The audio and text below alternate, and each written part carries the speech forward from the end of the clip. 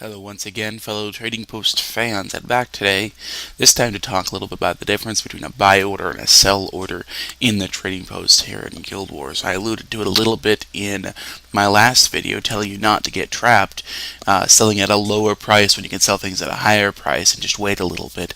But this time I'd like to talk about how you can actually make money on the difference between a buy order and a sell order. What the buy order is it's the price that people are willing to buy the item. Makes sense. And the sell order is the price that people are willing to sell it. The thing is, those aren't always the same amount. What happens is you put it up on the trading post, you say, hey, I want to buy this item, but I'm not willing to pay as much as what you're willing to sell it for, so here's the maximum I'm willing to buy it for. And so your buy order will sit there up on the market. It might sit there forever because other people are willing to pay more and nobody will ever sell to you. Or you might put out a sell order saying, hey, I'm willing to sell this item, but not for as little as what you wanted. I'm going to sell it for this amount. And it could stay there forever if other people are willing to sell that same item for less than you. However, you can really take advantage of this if you find items where there's a huge gap between what people are willing to buy and what people are willing to sell it for. I'll give you an example. Dyes are one of my favorite things to play around with. It's one of the first things that I started playing around with here in the trading company. Let's take a look at the chestnut dye. And you see, first off, one person is willing to sell it for 56 copper. So that's the lowest sell order. Now, 57 copper is where there's a whole bunch of them. 56, one person undercut them. Okay, so that one's a little bit cheaper. But let's take a look at the buy orders. 18 copper is the highest it gets. So there's almost a 50% gap between what people are willing to pay for it and what people are willing to get for it when they sell it.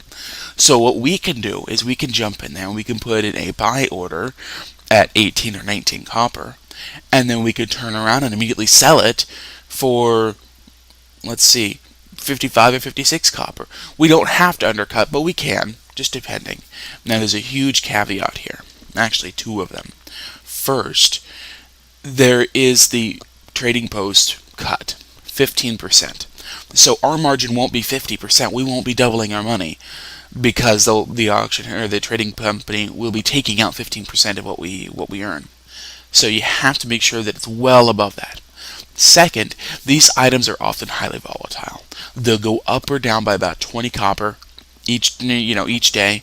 You never know exactly which one's going to make you a bunch of money and which one isn't.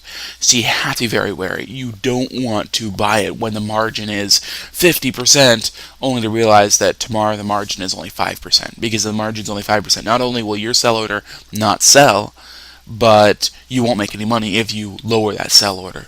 And remember, if you list something on the trading post, it'll take 5% of that amount out of your inventory immediately.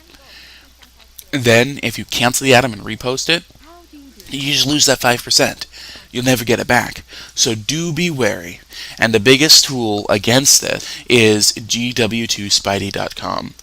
If you go onto that website and you search for the item you're getting, and you click on it, you can see a history, and I'll go into detail on this in another video. You can go into its history and look and make sure that this is a fairly stable item, or if it fluctuates, that it's not really outside of the realm of possibility that it'll go up higher, or that it will stay stable for a good long time. The other thing to take into account, now this is Thanksgiving week, okay, it's happening tomorrow. And you have to make sure that when there's going to be a huge influx of people into the game, that really affects prices. You don't know if the prices are going to go up because all of a sudden there's going to be a huge demand for the item, or if the prices are going to go down because all of a sudden there's going to be a ton more people getting them. Okay, dyes. Just like 3 weeks ago, I was playing around with dyes, and I was playing around with them with the Mystic Forge, and I'll put a video up on the Mystic Forge here in a bit.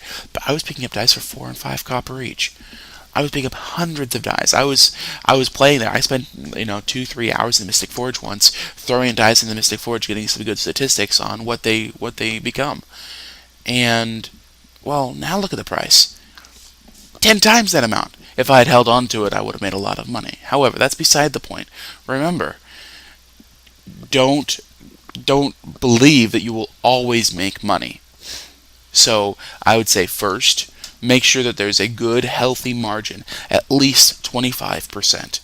Second, make sure that the the sell prices are at an all-time high. And third, watch out for any big events that are coming up that might radically affect the prices because you aren't sure exactly what's going to happen. So let's actually do this with the chestnut die. I'm going to place a custom order, and I'm going to put it in at 19 copper, and I'm going to buy 10 of them. Okay, now you see my orders right there. And as that order's fulfilled, I'll take them and I'll put them back up, and I will post them right here, 56, 55 copper each.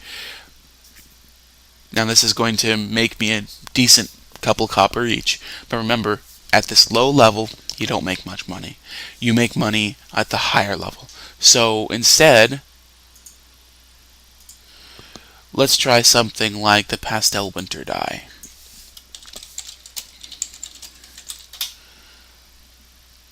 Now that's 4 silver, 70 copper. Good amount. However, the buy order's at 1 silver, 31 copper. So there's a margin there of over 2 silver. Is that enough? Well, yeah, that's almost a 50%. That's about a 40% margin. Cool. You could do the exact same thing here. I want 10 of them, and I am willing to pay 1 silver, 32 copper. Okay? I'm going to place that order, and we'll see what happens. Once again, this is always a little bit of a gamble. You're playing with a real marketplace here. And remember, with a lot of people, because this is a universal trading post, when you're dealing with a lot of people, it's kind of hard to game the system. So you have to be real good at it and really know your stuff. Once again, thanks for watching. Let me know if there's any other part of making gold on the trading post that you'd like me to cover, and I'll see you next time.